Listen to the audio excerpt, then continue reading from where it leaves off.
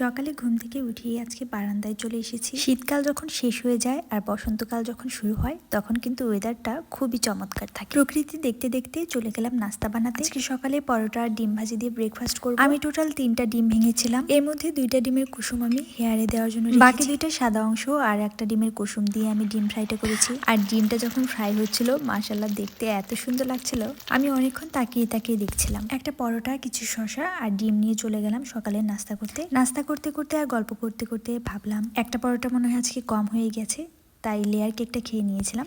এদিকে আমার বিড়ালকে খাওয়া দাওয়া করিয়ে আমি নিচে রেখে এসেছি। আর পিকো হচ্ছে নিচে গিয়ে মুরগিগুলোকে একদম দৌড়ানি দিয়েছিল। আর কফির সাথে সময় কাটিয়ে ভাবলাম 1 কাপ চা খাওয়া যাক। কাপে টি ব্যাগ দিয়ে গরম পানি ইলেকট্রিক চুলায় বসিয়ে দিয়েছিলাম। আজকে একদম চিনি ছাড়া গ্রিন চা। বাসায় আসলে চিনি শেষ হয়ে গিয়েছে, আর গ্রিন টি আমার কেন জানি চিনি ছাড়া এমনি খেতেই বেশি ভালো লাগে। চা নিয়ে চলে গেলাম রুমে। তো এই ছিল আমার আজকের সকালের রুটিন।